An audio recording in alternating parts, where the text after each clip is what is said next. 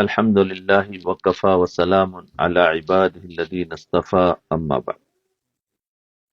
جی، سورۃ الکہف کی تفسیر چل رہی تھی. اس میں حضرت موسیٰ علیہ السلام حضرت خضر علیہ السلام کا قصہ چل رہا تھا. انہوں نے وجوہات بتائی تھی کہ اس بچے کو کیوں مارا، کشتی کو کیوں توڑا اور دیوار کیوں سیدھی کی. اس پر ساری باتیں تھیں. تو اب یتیم بچوں کا جو خزانہ تھا اس کے بارے میں بات ہے. اس کے بعد یہ جو دیوار کا معاملہ تھا اس کو بھی ذہن میں رکھے. دیوار کا جو معاملہ تھا اس کو ذہن میں رکھے. دیوار کے مسئلے پر حضرت خضر علیہ السلام فرماتے ہیں یہ دو یتیم بچوں کی دیوار ہے. ان کا والد نیک تھا. دیوار کے نیچے خزانہ موجود تھا. خزانہ کی ہم نے حفاظت کی ہے. پہلی بات سمجھے کہ وہ خزانہ کیا تھا. بعض مفسرین کہتے ہیں کہ سونا اور چاندی کی دفن تھی. جب یہ بچے بڑے ہوئے تو والد کا خزانہ ان کو ملا ہے. اور بعض مفسرین کہتے ہیں خزانے سے مراد ایک سونے کی تختی تھی. تختی بھی ہے اور سونے کی بھی ہے، یعنی ظاہری بھی خزانہ اور باطینی بھی خزانہ. تو اس تختی پر لکھا ہوا کیا تھا وہ دیکھو. ایک تختی تھی، اس تختی پر کیا لکھا ہوا تھا؟ اس میں پہلا جملہ لکھا ہوا تھا بسم اللہ الرحمن الرحیم. دوسرا جملہ لکھا ہوا تھا عجبت لمن یؤمن بالقدر کیف یحزن، کہ تعجب اس آدمی پر ہے کہ جو تقدیر کو مانتا بھی ہے پھر غمگین بھی رہتا ہے. تقدیر کو ماننے والا کبھی غمگین نہیں رہتا، کیونکہ غم کب ہو؟ جب میں نے کوئی غلطی کی تو غم ہو نا. لیکن تقدیر میں جو لکھا تھا وہی ہوا تو غم کیوں؟ تکبر کب آتا ہے؟ جب میں نے کیا ہے، یہ کام اچھا میں نے کیا ہے تو تکبر. لیکن کہ نہیں اللہ نے لکھا تھا تو کیا، تو اس پر تکبر بھی نہیں آتا. تو نہ فخر ہوتا ہے نہ غم ہوتا ہے جس کا ایمان تقدیر پر ہوتا ہے. جی، تو فرمایا غمگین بھی رہتا ہے. تقدیر کے ماننے والے کو غمگین نہیں ہونا چاہیے. تقدیر کے ماننے والے کو خوش ہونا چاہیے کہ میرے مقدر میں جو لکھا تھا مجھے خدا نے عطا فرمایا یا خدا نے مجھے نہیں دیا. جی، دوسرا کیا لکھا ہوا تھا؟ وَعَجِبْتُ لِمَن يُؤْمِنُ بِالرِّزْقِ كَيْفَ يَتَعَبُّ، کہ تعجب اس آدمی پر ہے جو ایمان بھی رکھتا ہے کہ میرا رزق میرے مقدر کا ضرور ملنا ہے. میرا رزق میرے مقدر کا ضرور ملنا ہے، یہ ایمان رکھتا ہے. تو پھر ضرورت سے زیادہ جاگ جاگ کر سخت کیوں کرتا ہے؟ جاگ جاگ کر محنت کیوں کرتا ہے؟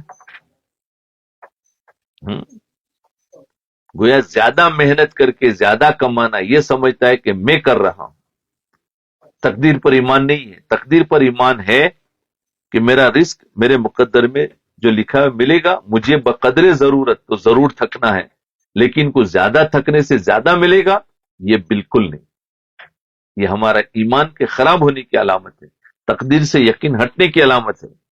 زیادہ جاگ جاگ کر محنت کرنا کہ میں زیادہ عبادتیں ہم نوافل کریں گے تو ہم زیادہ بڑی جنت میں جائیں گے.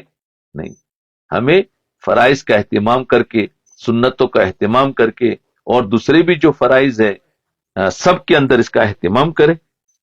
اتنی محنت کرے جتنی اس کے لیے کافی ہو جائے. ضرورت سے زیادہ مال کمانے میں پریشان کیوں ہوتا ہے؟ ضرورت سے زیادہ مال کمانے سے انسان کا ایمان تقدیر پر سے ہٹ گیا کہ میں ضرورت سے زیادہ کماؤں گا، محنت کروں گا تو زیادہ ملے گا. نہیں. چوتھے پر لکھا ہوا تھا وَعَجِبْتُ لِمَن يُؤْمِنُ بِالْمَوْتِ كَيْفَ يَفْرَحُ، آدمی کا ایمان بھی ہے کہ مجھے مرنا بھی ہے، پھر ہر وقت گناہوں میں خوش بھی رہتا ہے.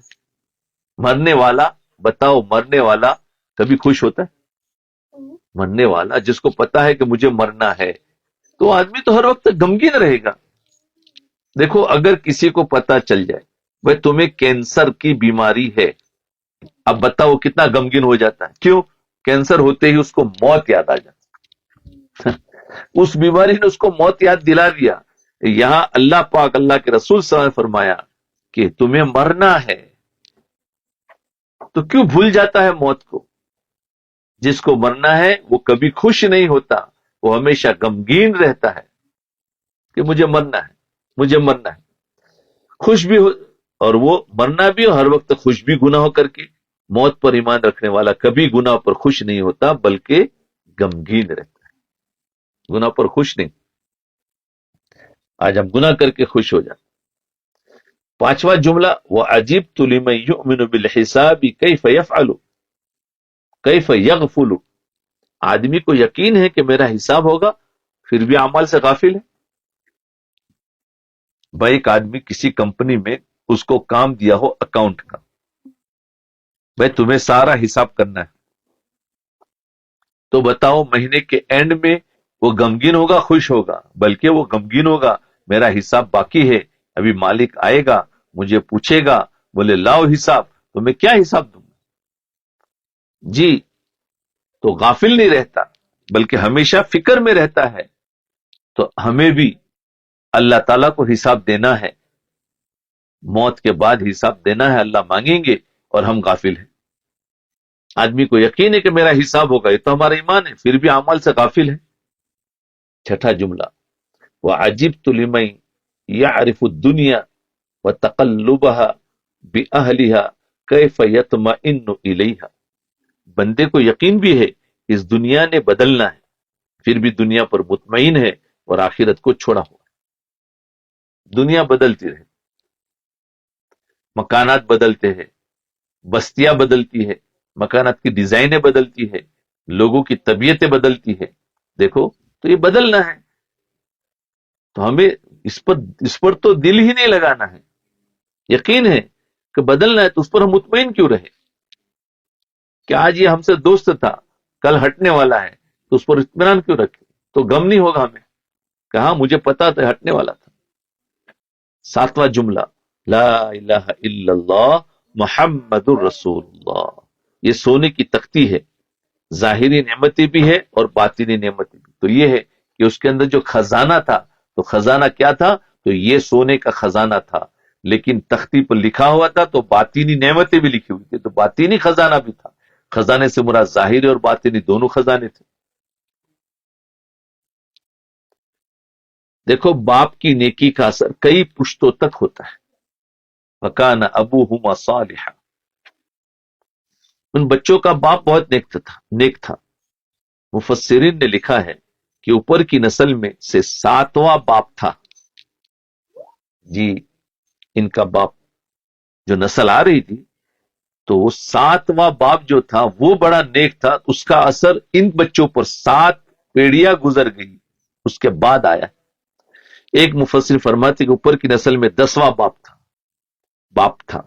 मुफस्सिरीन ने बड़ा अजीब नुक्ता लिखा है, अगर माँ बाप नेक हो तो नेक बाप का असर 7वीं और 10वीं पुश्त तक कम अज कम चलता है। यहां से मुफस्सिरीन ने नुक्ता निकाला है कि अगर माँ बाप नेक हो तो उनकी औलाद, औलाद की औलाद, औलाद की औलाद, 7 या 10 औलाद की औलाद तक नेकी चलती रहती है, इतना असर पड़ता है।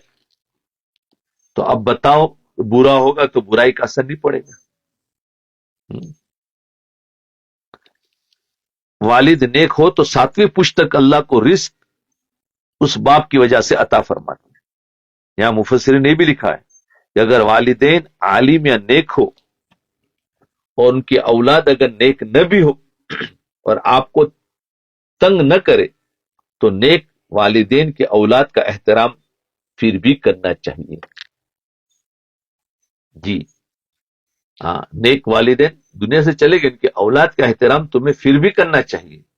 जी, अगरचे वो नेक नहीं है, लेकिन उसके वालिद नेक थे, इसलिए उनकी औलाद का एहतराम। बाद मर्तबा बाप बड़ा नेक होता है, अब उसकी औलाद नेक नहीं है, लेकिन बाद वालों को चाहिए कि इसके वालिद बड़े आलिम थे, बड़े मुफस्सिर थे, बड़े माशाअल्लाह दाई थे, बड़े दीन की कुर्बानियां देने वाले थे, तो उनकी औलाद से इस वजह से मोहब्बत करना कि इसके वालिद नेक थे, ये बिल्कुल یعنی سنت ہے، یعنی ضروری ہے. قرآن نے فرمایا، یہاں سے نکلتا ہے کہ ان سے محبت کرنا چاہیے.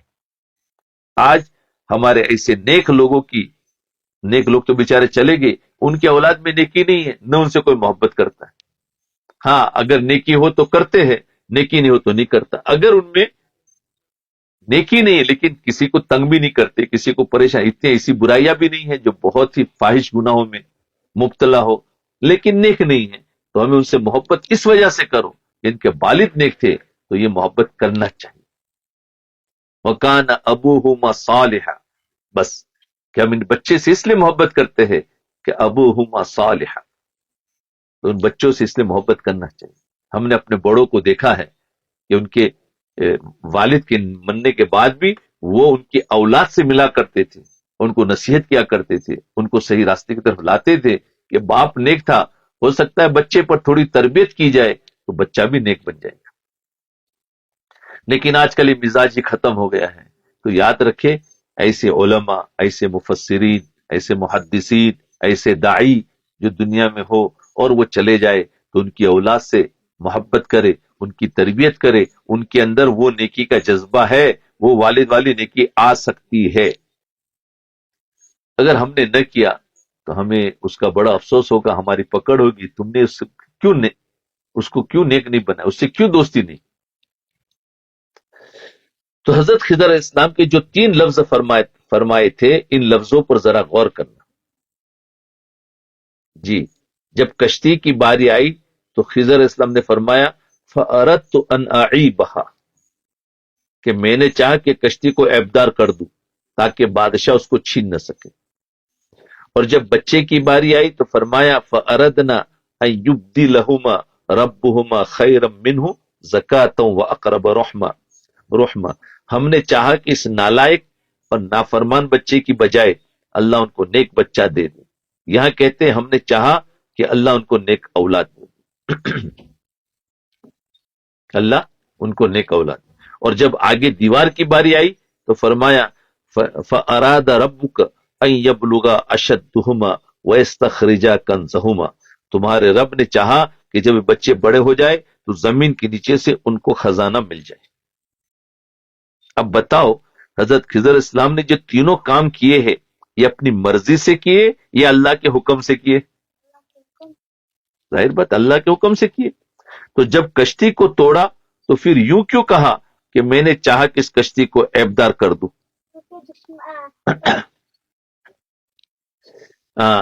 کہ میں نے چاہا کشتی کو عیبدار کر دوں. اور جب بچے کو قتل کیوں انہوں نے کہا؟ بچے کو جب قتل کیا تو اپنا اور رب دونوں کا ذکر کیا. جب بچے کو قتل کیا فَأَرَدْنَا أَن يُبْدِلَهُمَا رَبُّهُمَا، یہاں پر رب کا ذکر کیا. اور فَأَرَدْتُ أَنْ أَعِيبَهَا، اور کشتی کا جب ذکر آیا ہے تو اس میں کہا کہ میرا جی چاہا، میں نے چاہا کہ کشتی کو عیبدار کر دوں تاکہ بادشاہ اس کو نہ چھینے. تو وہاں رب کا ذکر نہیں کیا. اور جب بچے کا ذکر آیا تو اس میں فَأَرَدْنَا أَن يُبْدِلَهُمَا رَبُّهُمَا خَيْرًا مِّنْهُ زَكَاةً وَأَقْرَبَ رَحْمًا. تو فرمایا تو تو تو جب کشتی کو توڑا تو پھر یوں کیوں کہا کہ میں نے چاہا کہ اس کشتی کو عیبدار کر دو. اور جب بچے کو قتل کیا تو اپنا اور رب دونوں کا ذکر کیا کہ ہم نے چاہا. اور جب دیوار ٹھیک کی ہے تو فرمایا تمہارے رب نے چاہا.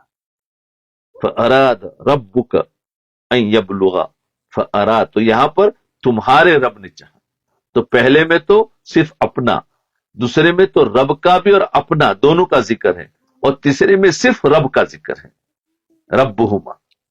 تو مفسر نے لکھا ہے کہ شر اور خیر کے خالق اللہ ہے، شر اور خیر کے خالق اللہ ہے، بیماری اور صحت کے خالق اللہ ہے. لیکن ادب کا تقاضا یہ ہے کہ جب اچھی چیز ہو تو نسبت خدا کی طرف کرنی چاہیے، اور جب اچھی نہ ہو تو نسبت اپنی طرف کرنی چاہیے. یہ ہے، کیونکہ عیب کرنا تھا نا، عیب لگانا تھا. تو میں نے چاہا کہ میں اس میں عیب لگا دوں، اس میں رب کی طرف عیب کا ذکر نہیں فرمایا. اور کسی بچے کو مارنا تھا تو اس میں دونوں کا ذکر آ گیا، میں نے بھی چاہا اور رب نے بھی چاہا. اور جب دیوار کا ذکر آیا تو رب کی طرف ڈال دیا. اب جو کشتی کا تختہ توڑا ہے تو بظاہر یہ اچھا کام نہیں تھا، تو فرمایا فَأَرَدْتُ أَنْ أَعِيبَهَا، کہ میں نے چاہا کہ تختہ توڑ دوں، نسبت اللہ کی طرف نہیں کی، نسبت اپنی طرف کی. اور جب نابالغ بچے کو قتل کیا تو فرمایا فَأَرَدْنَا، ہم نے چاہا. اب دیکھنا اس نابالغ نے قتل ہونا ہے تو بدلے میں ان کو ایک نئی بیٹی ملنی ہے، تو کام ہو گئے. تو دو کام ہو گئے ایک بچے کا قتل ہونا اور ایک ایسی بچے کا پیدا ہونا جس کا بیٹا نبی ہو. تو بچے کا قتل کرنا یہ بظاہر اچھا کام نہیں تھا، اور بیٹی کا پیدا ہونا، اس سے نبی کا پیدا ہونا، یہ اچھا کام تھا. اب اس کی نسبت دونوں طرف سے کی ہے کہ ہم نے چاہا، یعنی میں نے بچے کو قتل کر دیا، اور خدا نے چاہا اس کے بدلے میں بیٹی دے دی، اس لیے وہاں دونوں کا ذکر کیا. سبحان اللہ، سبحان اللہ.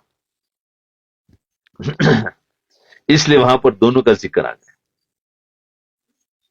کہ دو کام، کہ اس بچے کے بدلے میں ہم ان کو ایک ایسی اولاد دیں گے جو بیٹی کی شکل میں ہوگی، اور اللہ ان سے نبی کو پیدا فرمائیں گے. تو اچھا کام تھا، تو وہ اللہ کی طرف ہوگی، اور وہ ماننا تھا وہ اپنی طرف کر دی، اس لیے وہ کر دیا، فَأَرَدْنَا کر دیا. اور جب دیوار کی باری آئی تو اس کو کھڑا کیا، تو ایک کام اچھا اور سراپا خیر تھا. دیوار کو کھڑا کرنا تو اچھا کام تھا. اب نسبت صرف اللہ کی طرف کی، فرمایا فَأَرَدْنَا رَبُّكَ، تمہارا رب چاہتا تھا، تمہارا رب چاہتا تھا، جو سراپا خیر تھا اس کی نسبت اللہ کی طرف کر دی. اللہ اکبر. دیکھو کیا کیا نکات ہے اس میں. ہاں، تو انہوں نے اپنی طرف کیا ایک میں نسبت، دوسرے میں دونوں کی طرف ہوئی، دو کام تھے، اور تیسرے میں صرف ایک خیر کا کام تھا تو اللہ کی طرف کر دیا. حضرت ابراہیم علیہ السلام کا ادب دیکھو. حضرت ابراہیم علیہ السلام فرماتے ہیں والذی هو یطعمنی ویسقین، میرا رب مجھے پلاتا بھی ہے مجھے کھلاتا بھی ہے. آگے فرمایا وَإِذَا مَرِضْتُ فَهُوَ يَشْفِينِ، یہ نہیں فرمایا کہ اللہ مجھے بیمار بھی کرتا ہے اور مجھے صحت بھی دیتا ہے، یہ نہیں فرمایا، بلکہ فرمایا کہ جب میں بیمار ہوتا ہوں تو اللہ مجھے صحت دیتا ہے.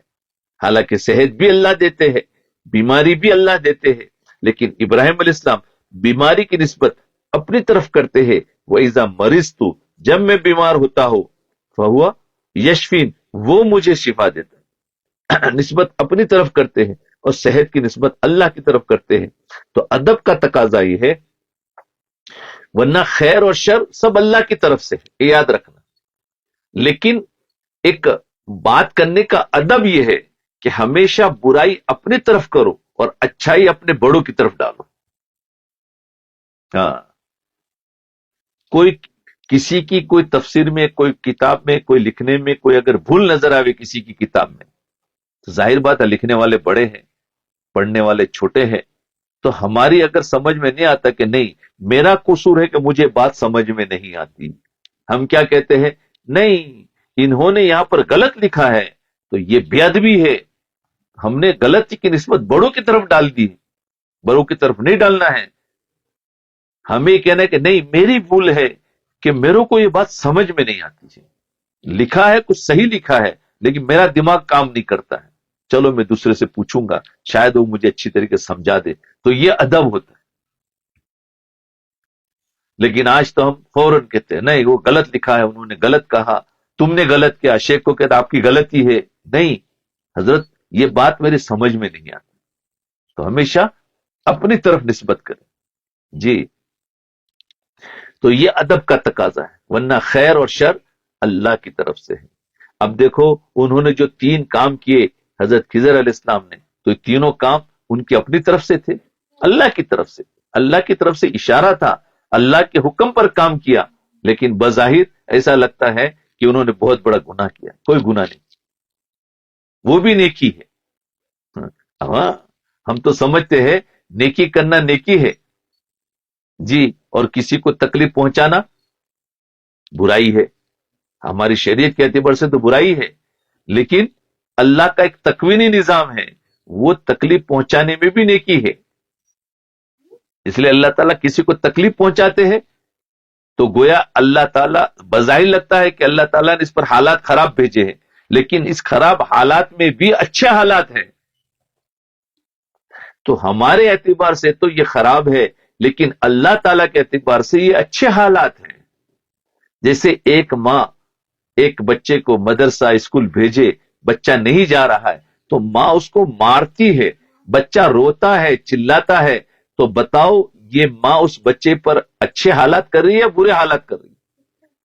بظاہر تو برا حالت ہے کہ اس کو مار رہی ہے، وہ رو رہا ہے، اس پر رحم نہیں ہے، اس کو بھیج رہے ہیں، ہاتھ پکڑ کر نکال رہے ہیں، بظاہر برا حال ہے، لیکن حقیقت میں وہ ماں اس پر رحم کر رہی ہے. لیکن رحم بیک گراؤنڈ میں ہے اور ظاہر میں بے رحمی نظر آ رہی ہے.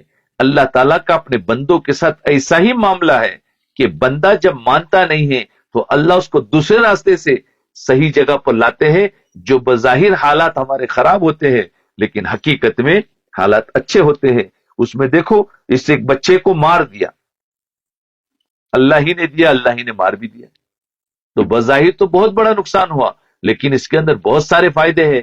ہو سکتا ہے اس ماں باپ کی بھی ترقی ہو، اور اس کے علاوہ اللہ تعالیٰ ان کو اولاد دے گا، اس اولاد سے ان کو عزت ملے گی، ان کو کئی مصیبتوں سے پریشانیاں ختم ہو جائے گی. تو دیکھو یہ پیچھے بیک گراؤنڈ میں، لیکن ظاہر میں حالات بہت خراب ہے کہ اولاد کو لے لیا. اس لیے کہتے ہیں ہر حال میں اللہ سے راضی رہے. برا حال اللہ کبھی بھی نہیں دیتے کسی کو، لیکن شکل بری نظر آتی ہے. تو اس لیے فرمایا بات کرنے کا انداز یہ ہے کہ ہمیشہ برائی اپنی طرف ہو. بڑوں کی بات سمجھ میں نہ آئے تو بڑوں پر اعتراض نہ ہو، میری عقل کا قصور ہے، یہ بات میری سمجھ میں نہیں. اور بڑے اگر ہماری اصلاح کر رہے ہیں اور ہماری اصلاح نہیں ہو رہی ہے تو بڑوں پر قصور نہ نکالے. میرے اندر کوئی قصور ہے کہ میں صحیح نہیں چل رہا ہوں، صحیح بات نہیں مان رہا ہوں، صحیح طریقے سے کارگزاری نہیں دے رہا ہوں، میرا قصور اس لیے میں نہیں بنا. آج ہم حضرت کا قصور نکالتے ہیں، بھائی حضرت کے پاس رہا اتنے سالوں سے مجھے کوئی فائدہ نہیں، حضرت تو میرا سلام کا جواب نہیں دیتے، میرے سوال کا جواب نہیں دیتے. یہ بدگمانی نہیں کرنا چاہیے. میرا قصور ہے کہ شاید میرے اندر وہ محبت نہیں ہے، ورنہ ہوتا تو کیا، اور حضرت جواب بھی نہ دے تو مجھے تو فیض تو مل رہا ہے.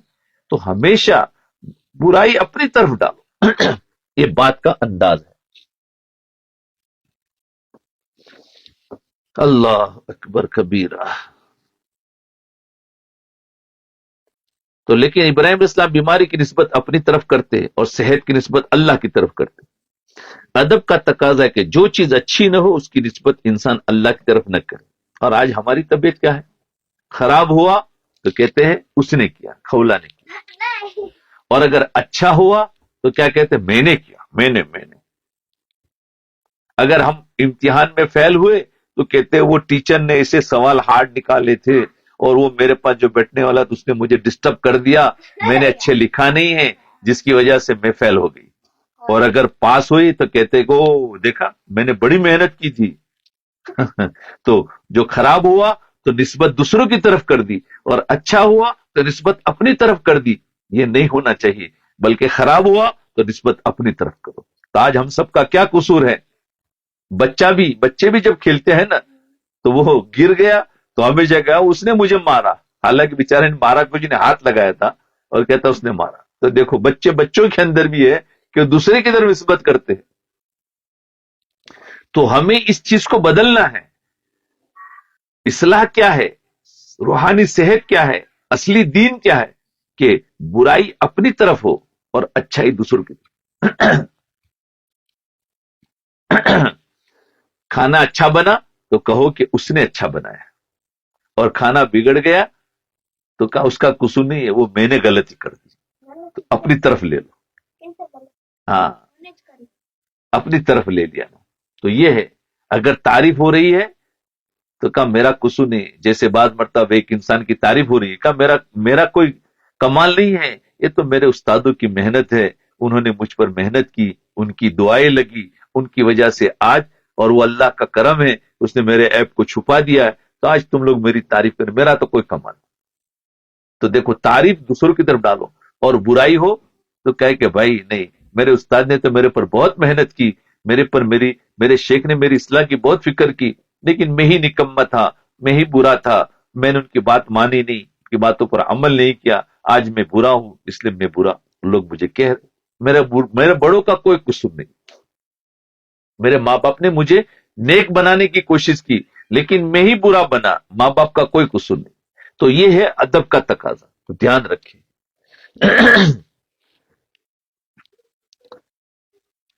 حالات جیسے بھی ہو خدا کی طرف سے ہے، لیکن جب نعمت ملے تو یہ کہا کہ میرے اللہ نے دی ہے، اور جب فاقہ ملے تو کہے کہ میرے گناہوں کی وجہ سے ہوا ہے۔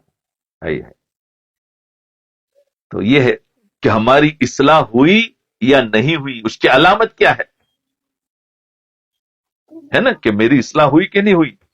اس کی علامت یہ ہے کہ جب کوئی بھی برائی ہوتی ہے اپنی طرف نسبت کرنا شروع کر دیا اور اچھائی دوسروں کی طرف شروع کر دی، سمجھ جاؤ ہماری اصلاح ہو رہی ہے، یہ ایمان بڑھ رہا ہے، یہ تھرمامیٹر دیا۔ تو فرمایا فاقہ ملے تو کہے کہ میرے گناہوں کی وجہ سے، جب اللہ اچھی ہوائیں چلا دے تو اللہ کی طرف سے ہے، اور جب سیلاب اور دیگر آفات آ جائے دنیا میں تو پھر کہے کہ ہمارے اعمال کی وجہ سے، یہ ادب کا تقاضا ہے، حالانکہ سب اللہ کر رہے ہیں۔ صحیح بات، اب حضرت خضر علیہ السلام نبی تھے یا نہیں تھے، اب اس پر بات آتی ہے۔ صحیح بات یہ ہے کہ حضرت خضر علیہ السلام نبی ہے، ان کے نبی ہونے کی سب سے بڑی دلیل کو ذہن میں رکھے۔ خضر علیہ السلام کا علیہ السلام کام وہ کرتے ہیں جو بظاہر شریعت کے خلاف ہے، شریعت کے خلاف، دین کے خلاف۔ شریعت کے خلاف کام ولی تو کر نہیں سکتا، دین کے خلاف کام ولی نہیں کر سکتا۔ اب جو بظاہر شریعت کے خلاف ہے تو یہ وحی کی وجہ سے ہوگا، کشف کی وجہ سے نہیں ہوگا، اور جس پر وحی آئے وہ نبی ہوتا ہے، ولی نہیں ہوتا، لہذا حضرت خضر علیہ السلام نبی تھے، یہ دلیل بنائی۔ کیا اب دوسری بات، کیا خضر علیہ السلام زندہ ہے یا مر چکے؟ دوسری بحث جس کا تذکرہ کرنا میں ضروری سمجھتا ہوں وہ یہ چلتی ہے بحث کہ حضرت خضر علیہ السلام زندہ ہے یا وفات پا چکے۔ بہت سارے لوگ کہتے ہیں خضر علیہ السلام زندہ ہے، اور بہت سارے کہتے ہیں کہ وفات پا چکی۔ آپ فیصلہ کن بات ذہن نشین فرما لیں۔ علماء میں سے جو کہتے ہیں کہ خضر علیہ السلام زندہ ہے، ان کے دلائل ذرا سنیے، حیات خضر علیہ السلام کے دلائل۔ پہلی دلیل یہ ہے کہ مستدرک حاکم میں روایت موجود ہے کہ رسول اللہ صلی اللہ علیہ وسلم جب وفات پا گئے، صحابہ کرام رضی اللہ عنہم اجمعین کا مجمع موجود تھا۔ ایک شخص آیا، اس کی کچھ داڑھی سیاہ تھی، کچھ داڑھی سفید تھی۔ حضرت انس بن مالک رضی اللہ عنہ فرماتے کہ وہ مجمع چیرتا ہوا حضور تک پہنچا،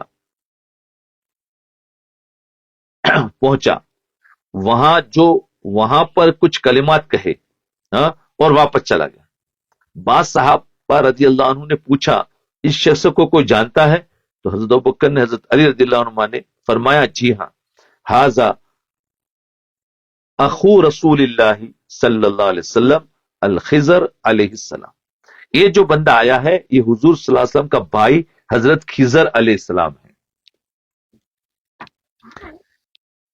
دوسری دلیل صحیح مسلم میں روایت موجود ہے کہ جب دجال حملہ کرتا ہو مدینہ منورہ کے قریب پہنچے گا، جی حملہ کرتا ہوا مدینہ منورہ کے قریب پہنچے گا،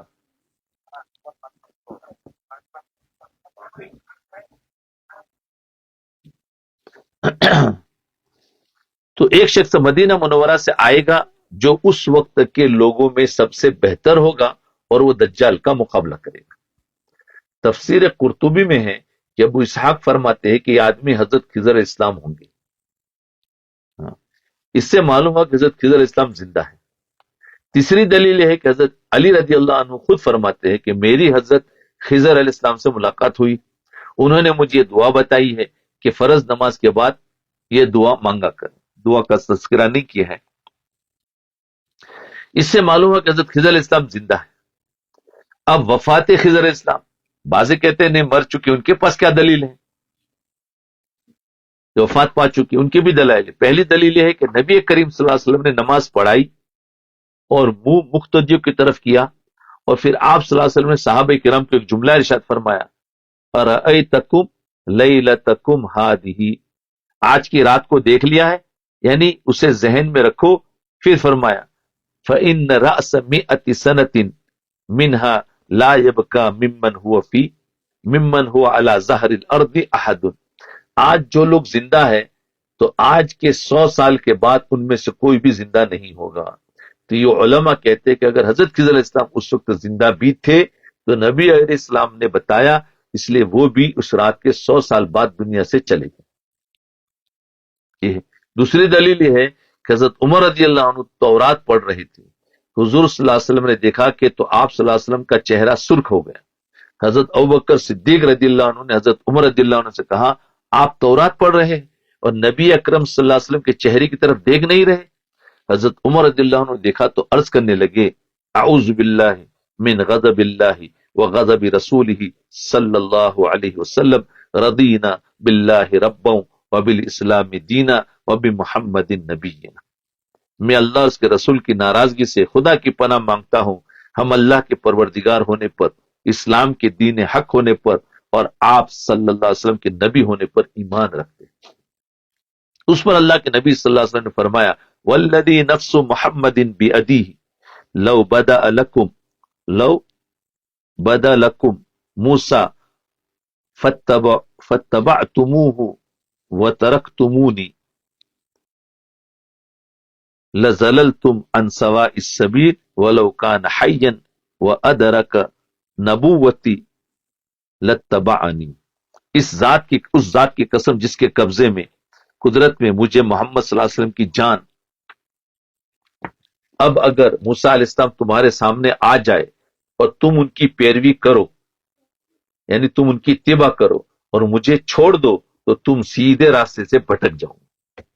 اور اگر آج موسیٰ علیہ السلام زندہ ہوتے اور میری نبوت کا زمانہ پا لیتے تو وہ بھی میری اتباع کرتے۔ اب یہ حضرات کہتے ہیں کہ خضر اسلام زندہ نہیں ہے، ہاں اگر زندہ ہوتے تو حضور کے پاس آتے، اگر زندہ ہوتے تو حضور کے پاس جاتے اور آپ صلی اللہ علیہ وسلم کا کلمہ پڑھتے اور حضور صلی اللہ علیہ وسلم کی شریعت کے مطابق بات کرتے، لیکن اب زندہ نہیں ہے۔ اب فیصلہ کن بات سنو، دونوں طرح کے دلائل آگے، جو کہتے ہیں زندہ ہے ان کے دلائل، جو کہتے ہیں مردہ ہے ان کے دلائل، وفات پا چکے۔ اب فیصلہ کن بات، دونوں پہلوؤں کے جوابات موجود ہیں، میں مکمل بحث نہیں کر رہا، میں نے صرف ایک اصولی بات کی ہے۔ بہترین بات یہ ہے کہ حضرت مولانا قاضی ثناء اللہ پانی پتی رحمۃ اللہ علیہ جو بہت بڑے جید عالم تھے، اپنی تفسیر مظہری میں لکھتے ہیں کہ حضرت سید احمد سرہندی مجدد الف ثانی رحمۃ اللہ علیہ نے حالت کشف میں یہ نقش بندی سلسلہ یہاں سے تجدید پایا ہے، حضرت مجدد الف ثانی، اور یہیں سے ہندوستان میں نقش بندی سلسلہ آیا ہے کہ بانی ہے، یعنی اس کے وہ توسیع کرنے، بانی تو دوسرے ہیں۔ تو الف ثانی رحمۃ اللہ علیہ نے حالت کشف میں، ان کو کشف ہو، حضرت خضر علیہ السلام سے ملاقات کی اور ان سے سوال کیا کہ آپ زندہ ہے یا وفات پا چکے؟ تو حضرت خضر علیہ السلام نے فرمایا کہ میں اور حضرت الیاس علیہ السلام جو نبی ہے دونوں دنیا میں وفات پا چکے ہیں، لیکن اللہ نے ہم دونوں کو ایک قدرت اور طاقت عطا کی ہے کہ ہم کسی بھی انسان کی شکل میں آ کے کسی بھی انسان کی مدد کر سکتے ہیں۔ خضر یہ ہے، یہ کہ ہم کو طاقت اللہ تعالیٰ نے عطا فرمائی۔ تو یہ مجدد الف ثانی رحمۃ اللہ علیہ کا مکاشفہ ہے اور یہ اللہ کا نظام ہے جس میں بندہ دخل نہیں دے سکتا۔ اب جنہوں نے دیکھا ہے وہ بھی ٹھیک ہے اور جو کہتے وفات پا گئے وہ بھی ٹھیک ہے، تو ان کے اندر دونوں کی تطبیق ہوگی، جو کہتے وفات پا گئے وہ بھی ٹھیک ہے اور جو کہتے زندہ ہے وہ بھی ٹھیک ہے، کیونکہ زندہ اس لیے کہ ان کو طاقت دی ہے، وہ کسی بھی انسانی شکل میں آ کر ملاقات کر لیتے۔ اب اس سے ثابت ہوا کہ حضرت خضر علیہ السلام نبی بھی ہے اور زندہ بھی نہیں ہے، وفات پا چکے ہیں۔ ہاں اللہ نے ان کو طاقت عطا فرمائی ہے کہ اگر وہ کسی انسان کی شکل میں متشکل ہو کر، شکل بنا کر آ بھی جائے اور کوئی بندہ دعویٰ کر بھی دے تو آپ بہت جلدی اس پر فتویٰ بھی فٹ نہ کرے۔ ہاں اگر کوئی آ جاوے اور کسی سے ملاقات ہو جائے اور وہ کہے کہ میری حضرت خضر سے ملاقات ہوئی تو فتویٰ نہ لگا دے، ہاں علماء سے ضرور پوچھے کہ یہ بندہ ایسے ایسے کہتا ہے، سچ بولتا ہے یا جھوٹ بولتا ہے، وہ علماء بتائیں۔ کیوں؟ اس لیے کہ کوئی بندہ دعویٰ نہ کر دے کہ آج رات مجھے خضر اسلام ملے تھے اور مجھے کہا تھا کہ فلاں کو مار دو، اس لیے میں نے اسے مار دیا۔ یہ نہیں کرنا۔ اس پر نہ تو مار دے گا تو کیا ہوگا، اس پر مقدمہ چلے گا، عدالت میں سزائے موت ہوگی۔ اب وہ نہیں ہوگا کہ خضر علیہ السلام نے کہا تھا، نہیں، موت ہوگی۔ اس دعوے پہ اس کی جان نہیں چھوڑیں گے، ہمارے فتوے اس کے خلاف یہی ہوں گے۔ جی، اللہ رب العزت ہم سب کو شریعت کے مطابق عمل کرنے کی توفیق عطا فرمائے، شریعت کے مطابق عمل کرنے کی توفیق عطا۔ یہ تھا حضرت موسیٰ علیہ السلام اور حضرت خضر علیہ السلام کا قصہ اور اس کی پوری تفسیر، اس کے اندر کے نکات آج مکمل ہوئے۔ اس کے بعد ذوالقرنین کا تذکرہ ہے انشاءاللہ، اب اس کو ہم کسی اور وقت میں کریں گے۔